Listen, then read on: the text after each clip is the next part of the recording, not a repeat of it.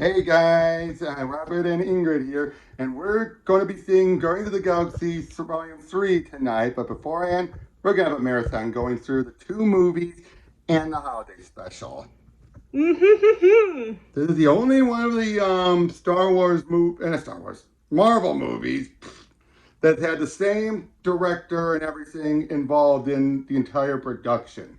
All the other ones have always had a different first director and then the same, or some with a different second, others the same second and third. So this is going to feel like a complete story. You looking forward to this? Yes, I have definitely loved the first and the second Guardians of the Galaxy movie. In fact, I put the second Guardians of the Galaxy movie in my top 5 of the MCU Ooh. overall. So yeah, I really like this particular trilogy, and it's good to be able to revisit it right before its apparently very good conclusion. Yep. So we both have seen the first one. We're going to be rewatching it, and then we'll give our thoughts, as a nice refresher and everything at the end. So we'll see you guys there. Hey guys, we just got done watching just as good as I remembered. Yep, it still hits. But now after seeing stuff like Vox Machina and all that, and after you doing a bunch of tabletop role playing and all that, we can see a lot of D&D in this. Or at least it's the same spirit, even Yeah. if we know it wasn't necessarily Obviously. written that way. Yeah, care to explain since you're the expert? Yeah, it's just sort of a case where not just D&D, TTRPGs in general, since there's another one called Blades in the Dark, which definitely fits the vibe of, you have a whole gang of good-for-nothings getting together to do various, heists and scores and whatnot, and Yep. it's just, it very much feels like something that would be written with that in mind, like, say, hey, all of them eventually come together as a team in a situation where they have to break out of prison. I know that the sort of stereotypical one is we all meet in a tavern, but Prison Break, another very good and solid one. Yep, I mean, Star-Lord. Chris Pratt was phenomenal in this still, and the thing I love about this movie, the humor is real. It's not the forced humor that MCU has become known for. Yeah, it's just I mean, a little bit here or there, maybe a little bit. But it's sort of a case where you can tell that the characters are sort of making a lot of these jokes because all of them are really messed up in one way or another, and it's just something natural. I think one thing I really we both noticed on this rewatch is hey, he makes references to a lot of pop culture, they're folklore or mythology on Earth. Like Footloose, he talks like it's some legend, which leads, of course, the bit at the end of Gamora's head, we're like Kevin Bacon. He's like, you took me seriously, kind of a look. Yeah. But and of course, Rocket and Groot. Rocket has been my favorite character in all of these because he's the character that you think would be the joke, the cute mascot character, things like that. But no, he's a real breathing character. And sometimes it's like Groot is the heart. But sometimes I feel like he's also the heart. Doesn't it? With Rocket, I mean, because, he's like, we don't know much of his backstory. We will in the new movie, of course. But it's this kind of guy who's selfish for good reason.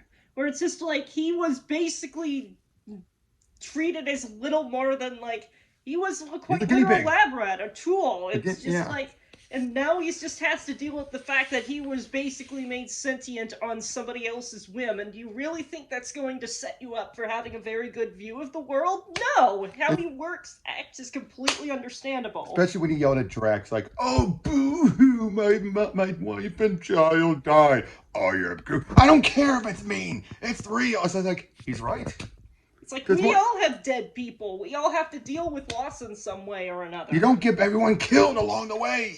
It's just how many times did you agree with Rocket compared to everyone else? It's yeah, he definitely. I feel is. At least in this movie. I feel like he's the most street smart out of all of them in a way, if that makes sense. And Gamora, we'll talk more about it when we get to the second one, but here, I just loved her character arc, and it's such a great realized character. Her and Nebula both, Yeah. But we'll talk more about her in the second one, but she was great. I loved her growth in here. We're basically seeing her already starting to change. And again, we'll talk about more in the second one, but yeah, and then Drax. This is the only time I've really liked Drax. You know what I mean? Dave Bautista really sold it. This was the closest to being closer to the comic book accurate. And his humor, he was comically serious. Yeah, or it's just like he took stuff at face value because it wouldn't necessarily have been like a turn of phrase in his culture, so how else is he supposed Yeah, to but like, interpret you it? put your finger across your throat. No, no, it means cut his throat. I am not going to cut his throat. I'm going to take his head off. It's a description, stuff like that. Or like, metaphors go right over their head. Nothing goes over my head. My reflexes will allow me to catch it. I mean, it's that type of, again, back to D&D, that type of playing a straight, literal-minded barbarian type of guy. Even down to the point of him stupidly calling Ronan. It made sense in his mind, but at least he admitted later, like, I was a fool. I let my anger get the better of me. Again, you see why Batista loved this role. But as we get to the second one, you'll see why he now hates it. Would you agree? It's like... Yeah, that was definitely one of the parts that grated on me, even as I will say that Guardians of the Galaxy 2 is among my top 5 for the MCU. And I doubt that's going to change. And Ronan, great villain. Yeah, I was honestly shocked with how little world building they had to do to set him up as a threat. Like, sure, we get more into the Kree later in Captain Marvel, but they didn't need to establish a whole ton. They just needed to establish that... He's powerful. He was powerful, and it's... A zealot. Powerful zealot on the fringes of his culture who don't care if he's acting upon, like representing their people. They don't care. It's like, you deal with it. Which tells you they're so dismissive of even their own zealots. Like, most people be like, the zealots don't speak for us. They're like, we don't care. We don't care if he speaks for us or not. You're on your own. We're not going to get involved. Because even when you had the Nova Prime say, can we at least have a statement that you don't condone it? It's like, nope, don't care. Don't give a damn. Which one do you wonder? Do you think they approve of it, or do you think they really just don't care? There's like a million billion other planets in the galaxy. What the hell's this one? It's not enough. Yes, they have a peace treaty, but who cares? And Thanos, of course, was great in this. But again, so much of this worked. Even the Collector worked. The way the plot moved was organic. Yeah, like, a lot of it was driven by other factors, like, hey... We're going to sell this to this for $4 billion. We'll split it. As soon as they find out what it is, they're like, ain't no way we are just selling this thing. No way in hell. Yeah, and it's just like... Again, comparable to D&D, where you would have a twist like that, right? Where it's just like, okay, we're going to do this score because we need a whole ton of money. And then they actually, find out once they got the item, you read the magic item description, it's like, do we really want this getting in the hands of that guy? In fact, we had something like that happen in our recent Blades of the Dark campaign, at least the first one I played, where we were trying to get this box of stuff to this other guy, and then as it turns out, yeah, unfortunately that guy was a zealot who kind of wanted to upend the current order in the city we were in, and then our final session was making sure that their plan didn't go off. We didn't realize we were delivering something to a faction that actually wanted us dead because they didn't realize who we were. It's just like, yeah, that definitely feels like really natural, and all of it's sort of like driven by stuff that's internally consistent either with the characters, with the setting, or both. Exactly. Also, Yondu. I love Yondu. Yondu is great. Talk about a complicated character who, he's the leader of this ragtag bunch of Ravagers. He has this image of like, I'm a badass. Everyone knows I show no softness in here. None of that. Yet he clearly loves Quill.